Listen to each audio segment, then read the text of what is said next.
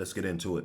This is Dr. Hood, and we are back with another exclusive. Go ahead and hit that like button, hit that subscribe button. I'm gonna keep hitting y'all with this content. It's been a real rough time in the music industry. I think I said it in one of my other videos. It's more dangerous to be a rap artist in America than anything. I mean, it used to be like footballs, or you might break your leg, or you don't want to get a concussion or break your neck or something like that. Severe injuries, different things. Even riding motorcycles. I know guys that they got them Harleys, and they doing their thing. Just being a rap artist in America on a big level or a little level is just ridiculously dangerous. Let's put that out there. Footage was released of young Dolph's associate returning fire on the car that allegedly pulled up and shot at Dolph and killed him. They hop back in the car. I guess that's him right there.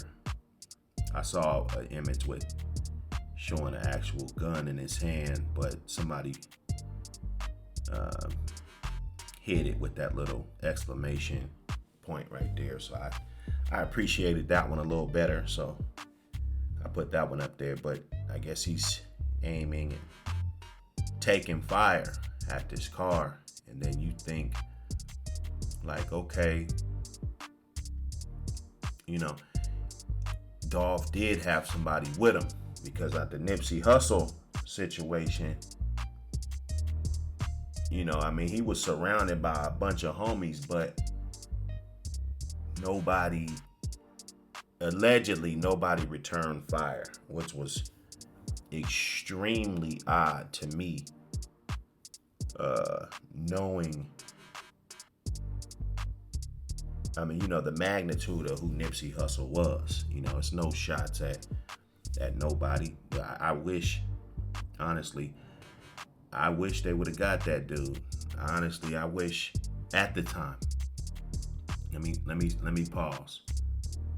At the time, because I didn't think that what he did justified. There was no explanation for that. If you ratted on somebody or not, and somebody says that, to me, that's a fair fade, but it's not a kill you, right? Because you snitched, or allegedly.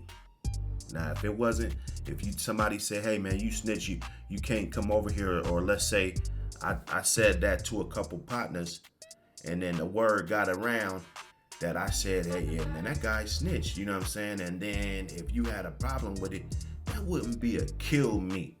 That would be a fair fade in my book. But at the time, I was thinking a little different than I am now. My mind is clearing up more and more every day. I thank God for that my mind and I'm starting to see myself as important. I see people around me that need me, my children, and it's a beautiful thing. So back to the Dolph situation. Maybe we just go back and forth, but this is about the shooter. And you hear all these stories, everything. Apparently, Dolph went into the store by himself. And I don't know if his homie was in the car with him, or was he in another car. See, that's when it gets real dicey, But the message of the story, the meat and potatoes of the story is, now I don't know what this dude was doing and why he couldn't see this car pulling up and two guys jumping out. I don't know. And a lot of times, we got these cell phones and we on this social media. So we're always distracted. Let's be honest. We're always distracted. You're a big hitter, but if you're on that Instagram, checking out those comments, looking who's in the chat, what are they saying? You're going live. I've been seeing more people getting killed on live than I thought I would ever see. So you're definitely distracted. I'm not saying that this is what happened to this guy. It's an unfortunate situation. Maybe he just blinked and looked up and the guys were already shooting. But for you youngsters out there,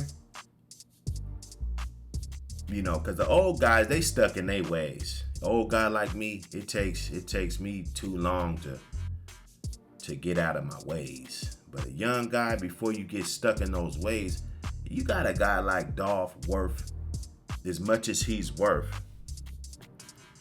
Let me pull that up. I always do this on this channel. I should have already had it pulled up though, so I wouldn't have to pause.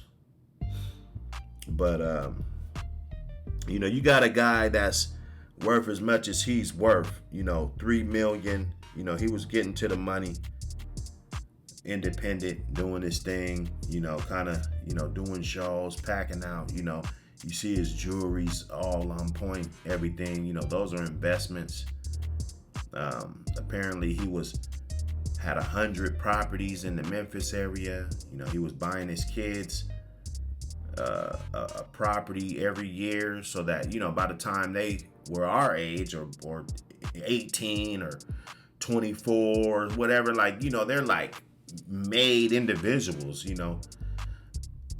just got it all off of the hard work of their father. When you're around these type of people and you have license to carry and all of that, and you're supposed to be protecting this man's life, I'm not gonna say that he should have had more guys with him or he should have had security. I don't think that. If I had to guess, if everybody just made a guess of what happened, because they're saying that this guy froze up.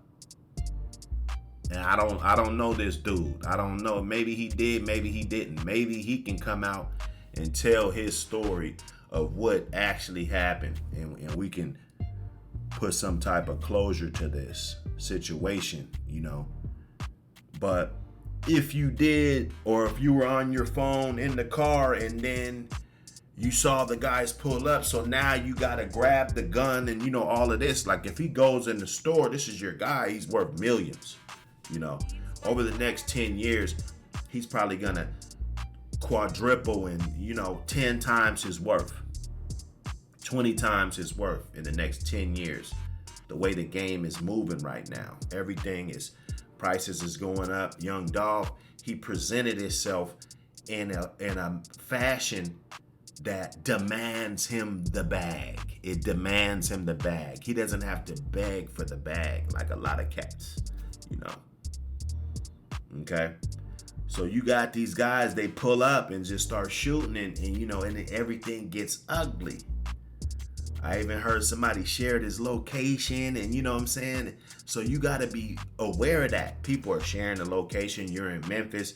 You've had songs and beefs and and some people just want to do that. I remember back when the Tupac and Biggie, I'm way over in Seattle. We north, this is definitely West Coast, but we ain't from Cali and we ain't really had nothing to do with that, but we were on Tupac's side. We were like, man, this West Side, and I know dudes that, I don't know if they would do it, but just smoking, smoking blunts and just conversating, people would say dumbass shit like that. And we were young, teenagers, when Tupac died. Young, really young. Man, I was probably like 15, 14, 15 when Pac died, So,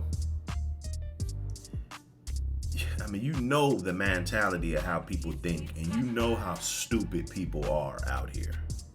I know how dumb I was. So for him to have a rap beef with somebody and then somebody just to see him and want to put in some work just to get some stripes and, like people are out here for that too. So you can't blink. You can't blink. When Dolph goes in that store, you're on guard. You're on guard. And if you're licensed to carry, you got that thing out. If it's open carry, you got that joint out. Straight up. And you always ain't riding with your homies that got felonies and stuff and can't carry guns and gotta carry guns illegal and stuff. That's dumb shit. I'm gonna be real. And that's how we've been getting down 99% of my life. If I ever went up in the store and somebody was going to be the one to chase after the car like this, it was a convicted felon. It wasn't nobody with no goddamn gun permit. But nowadays, things change and we're more educated. We can put our arms around our young boys until they're 21 instead of letting them, once they're 13, you let them off the porch. We can put our arms around them a little longer so that they can get to the age where they have the right to bear arms and not have to smuggle guns and hiding in trunks and all of this extra shit that we go through. Okay?